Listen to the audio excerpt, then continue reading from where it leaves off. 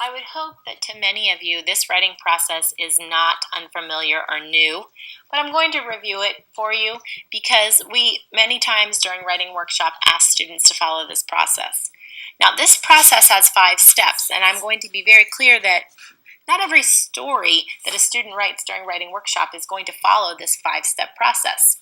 What I do with my boys and girls is step 1 and step 2, which is pre-writing and drafting, happen over and over and over again. They write every day, they brainstorm a story, and then they write it. And then they can continue it as many days as they need till they finish it. And then they have to make a decision. The decision is, do I really like this story? Is it one I may want to publish and put in my portfolio? Or is this a story that I just wanted to put down in my notebook and I'm going to move on? If they want to publish it, they will continue through the last 3 steps of the process.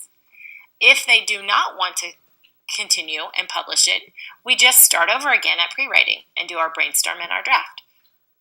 If you make a child publish, which includes the revising and the editing topics, over and over every single story they write, guess what happens to their story writing?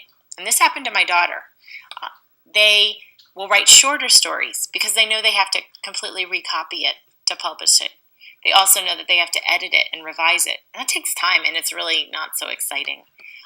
And so what I found when my daughter was in 3rd grade, she was a phenomenal writer, as I mentioned before. And in 3rd grade, her writing started really stinking. It was horrible. And I said to her at one point, what is going on? Why is your writing so bad all of a sudden? And she said, because every story we write, we have to publish, and we have to revise and edit before we publish. And I don't want to have to spend a lot of time, so I just write short, simple stories, and then I don't have to do much editing or revising, and then I just rewrite it quick. And so really the quality of her writing suffered. So I made publishing a choice 99% of the time. In my classroom at the end of the year, we had an author's tea where the parents and grandparents were invited in, and the students got to share their stories.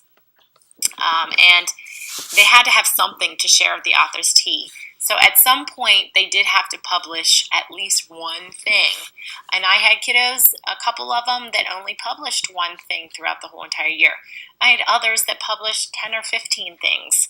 I did like if they could publish, something in the beginning of the year, the middle of the year, and the end of the year, or one for each marking period, if possible. Because then it really shows their growth. It's a great thing to show in their portfolio. But if they didn't want to go through the process of publishing, I still had plenty of work samples to show growth over the years. Let me examine this writing process to make sure we're clear. So first of all, we have pre-writing, and this is also known as brainstorming. And this is where students are going to figure out what they want to write about and get a map of it down. Sometimes we ask them to draw a story, and that's where they make a picture of their story. I don't ever ask them to draw a picture, because then you get a picture and you might not be able to get a story out of it. So I say draw your story, and that way we really get some more language generated when it's time to put it on paper. Also, graphic organizers, having just conversations with them. Some kiddos don't like to draw, or they don't like to make a graphic organizer, and so they'll just come to me and we'll talk it out, and then they know what to go with. Some kiddos like to make quick lists of what they want to put in their story. I teach every different way that you can brainstorm, and then I allow them to choose what they like. Drafting comes next, and a lot of people call this your rough draft, but sometimes in elementary classrooms you call it a sloppy copy.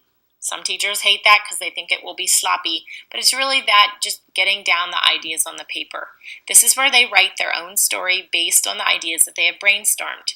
This is done mostly independently, and you might need teachers or volunteers that can guide them through this, through conversations during writing. And so, either they're writing at a table with you once or twice a week, or you have parent volunteers in that are kind of circulating the room and having conversations with them as they write.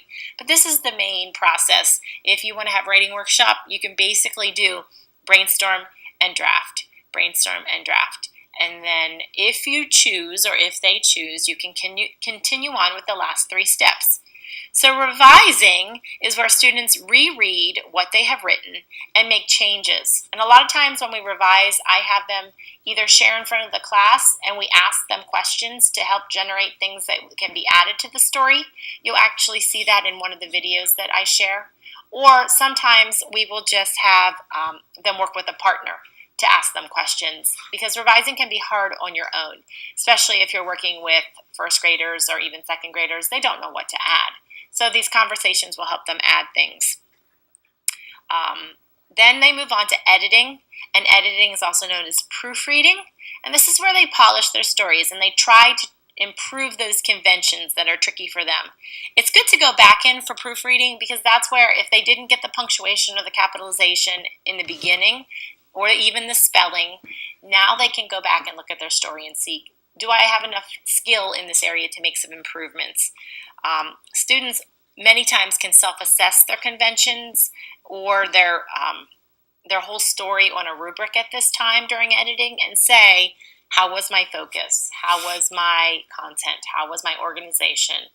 What do my conventions look like? And do I have any style in my writing? If they don't, they might want to make some changes at this point. Revising and editing really do go hand in hand and are only necessary when we have something that's going to be published, because publishing comes last, and this is also known as our final copy. And this is where students type or write their story over again. And also, if they want to, I let them add illustrations. Sometimes I have the publishing process done by parent volunteers, so they don't have to rewrite. I'll have parent volunteers take that revised, edited copy, and they will just type it out for us onto several pages, and then the students will be able to add in their illustrations. Publishing is great if your school has a publishing center or you have parent volunteers that can publish, and then they can make them into real books. And if you look on Pinterest, you'll find about 100 different ways to make a story into a real book, and that's a really cool thing to have at the end of all of this. But this means after it's published, it's ready for final sharing, and that students can then decide what they want to publish or not publish. This is the writing process.